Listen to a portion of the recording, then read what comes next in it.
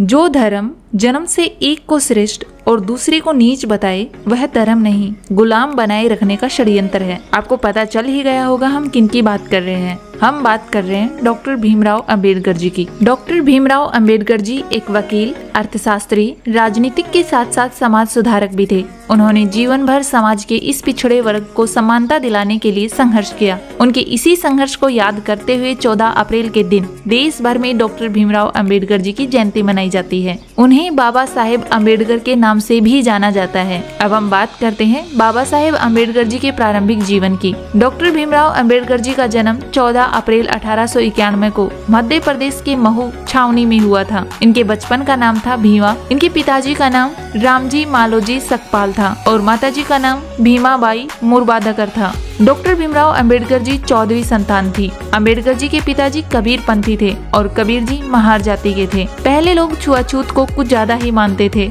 और महार जाति को निचले स्तर की जाति माना जाता है। इसलिए महार जाति के होने की वजह से बाबा साहेब के साथ बचपन से ही भेदभाव शुरू हो गया था। बाबा साहेब अंबेडकर जी को प्रारंभिक शिक्षा लेने में भी कठिनाई हुई थी, लेकिन इन सभी कठिनाइयों का सामना करते हुए भी अंबेडकर जी ने उच्च शिक्षा हासिल की और देश के पहले कानून मंत्री भी बने थे। अब हम बात करेंगे इनकी शिक्षा के बारे में। भीमराव अंबेडकर जी की शुरुआती पढ़ाई सतारा में हुई थी। सन 1907 में इन्होंने 10वीं पास कर ली थी। अंबेडकर जी ने जब अपनी स्कूल की पढ़ाई पूरी कर ली थी तब उनको आगे की पढ़ाई के लिए बॉम्बे एल्फिंस्टन कॉलेज में जाने का मौका मिला। 1912 में उन्हें डिग्री अर्थशास्त्र और राजनीतिक विज्ञान से हासिल की। सन 1916 में कोलंबिया विश्वविद्यालय अमेरिका से PhD की उपाधि मिली। डॉक्टर भीमराव अंबेडकर जी ने दलित समाज के लिए अपना जीवन समर्पित कर दिया था। सामाजिक भेदभाव के खिलाफ अभियान भी चलाए थे और ऐसा इसलिए क्योंकि भीमराव जी को बचपन से ही सामना करना पड़ रहा था इस अपमान का। अंबेडकर जी अपने स्कूल टाइम में जिस बोरे पर बैठते थे उस बोरे को स्कूल की सफाई करने वाले चपरासी भी नहीं छूते थे। डॉक्टर भीमराव अंबेडकर जी छुआछूत की पीड़ा को अपने जन्म से ही झेलते आए थे।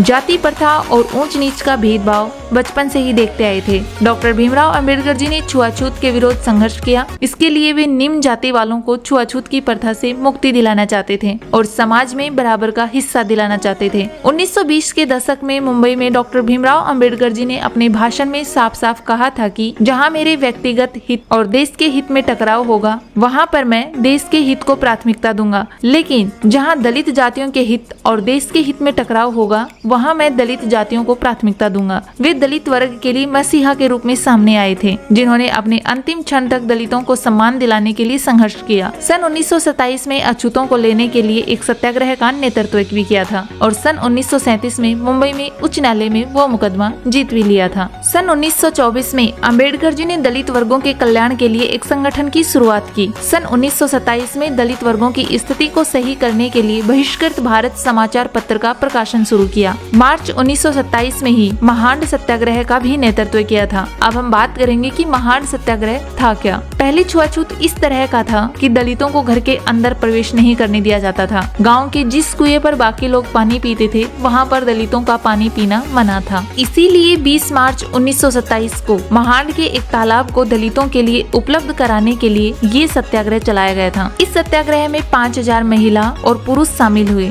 डॉक्टर भीमराव अंबेडकर जी सभी के साथ तालाब पर गए और पानी पीकर नियम को तोड़ दिया। ये शुरुआत गुलामी को तोड़ने की थी, लेकिन इसके बाद हिंसा और बढ़ गई थी। डॉक्टर भीमराव अंबेडकर जी ने फिर से सत्याग्रह की योजना बनाई और फिर से 25 दिसंबर को हजारों की संख्या में लोग इकट्ठा हुए और सत्याग्रह स्थापित किया गया। डॉक्टर अंबेडकर जी ने मुंबई हाई कोर्ट में लगभग 10 वर्ष तक ये लड़ाई लड़ी और आखिरी में जाकर 17 दिसंबर 1936 को दलितों को चौदार तालाब में पानी पीने का अधिकार मिला और ये दलितों के लिए ऐतिहासिक जीत थी। अंबेडकर जी ने तीनों गोलमेज सम्मेलनों में भाग लिया था। 1932 में डॉक्टर अंबेडकर जी ने महात्मा गांधी जी के साथ पूना पैक्ट पर हस्ताक्षर किए थे। वर्ष 1936 में उन्होंने दलित वर्ग के हित की रक्षा करने के लिए इंडिपेंडेंट लेबर पार्टी का गठन किया। 1942 में डॉक्टर अंबेडकर जी को भारत के गवर्नर जनरल की कार्यकारी परिषद में श्रम सदस्य के रूप में नियुक्त किया गया और वर्ष 1946 में बंगाल से संविधान सभा के लिए चुने गए थे। डॉक्टर अंबेडकर जी 1947 में स्वतंत्र भारत के पहले मंत्रिमंडल में कानून मंत्री बने थे। डॉक्टर अंबेडकर जी को अगस्त 1947 में भारत के संविधान मसौदा समिति का अध्यक्ष नियुक्त किया गया। संविधान को तैयार करने में उन्हें 2 साल 11 महीने और 17 दिन लगे थे। 1952 में उन्हें राज्यसभा के लिए नियुक्त किया गया और उनकी मृत्यु तक बाबा साहेब इस सदन के सदस्य रहे। डॉक्टर भीमराव अंबेडकर जी ने कई किताबें भी लिखी। उनकी आखिरी किताब थी द बुद्ध एंड हिज दम। इस किताब को पूरा करने के 3 दिन बाद 6 दिसंबर 1956 को अंबेडकर जी का निधन हो गया था। बात करें 1951 की, तो कैबिनेट से इस्तीफा दे दिया। वो इसलिए क्योंकि हिंदू कोड बिल को लेकर मतभेद हो गया था। बाद में डॉक्टर अंबेडकर जी ने बौद्ध धर्म अपना लिया था। डॉक्टर बाबा साहेब अंबेडकर जी को 1954 में नेपाल के काठमांडू में जागतिक बौद्ध धर्म परिषद में बौद्ध भिक्षुओं के द्वारा बोधिसत्व की उपाधि से सम्मानित किया गया। लेकिन इम्पोर्टेंट बात ये है कि डॉक्टर अंबेडकर जी को जीवित रहते हुए ही बोधिसत्व की उपाधि से नवाजा गया था। 6 दिसंबर 1956 को डॉक्टर अंबेडकर जी का निधन हो गया और इस दिन को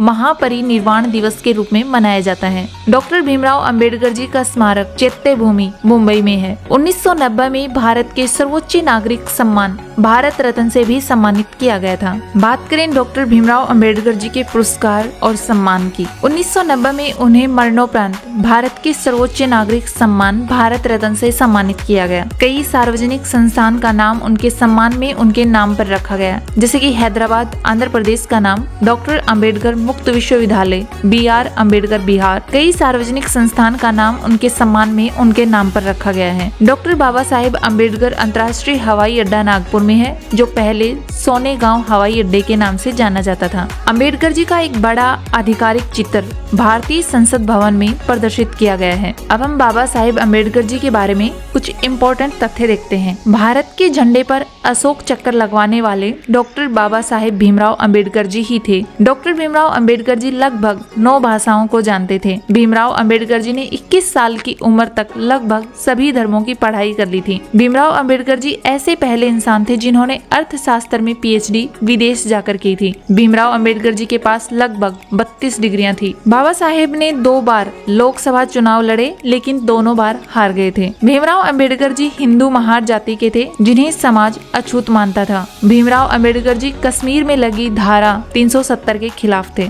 आपको क्लास कैसी लगी कमेंट करके जरूर बताएं। अपने दोस्तों के साथ ज्यादा से ज्यादा शेयर करें और चैनल को सब्सक्राइब करें। धन्यवाद।